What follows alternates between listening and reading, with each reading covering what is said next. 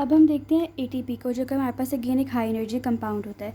जब एटीपी की हाइड्रोलिसिस होती है तो 7.3 किलो कैलोरी पर मोल हमारे पास एनर्जी रिलीज़ होती है।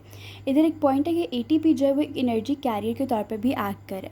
जो एटीपी है उसके अंदर अगर हम उसका स्ट्रक्चर देखते हैं तो हमें पता है कि उसके अंदर हमारे पास क्या है, 3 फॉस्फेट ग्रुप्स हैं और 2 फॉस्फेट जो हैं वो बॉन्ड्स हैं।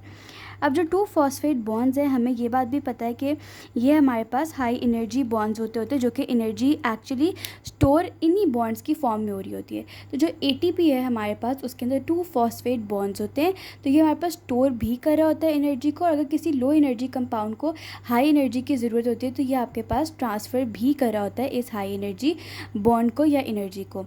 जब एटीपी की हाइड्रोलिसिस होती है तो एडीपी और पीआई बनता है और 7.3 किलो कैलोरी पर मोल एनर्जी रिलीज़ होती है।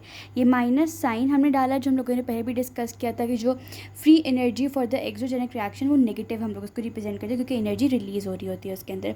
जब एटीपी की हाइड्रोलिसिस होती है तो उस टाइम के ऊपर एडीपी की एक्चुअली हो रही होती है, तो हमारे पास AMP जो है वो फॉर्म होता है और इस रिएक्शन के अंदर -7.7 किलो कैलोरी पर मोल एनर्जी रिलीज़ होती है, जो कि greater than the hydrolysis of ATP होता है।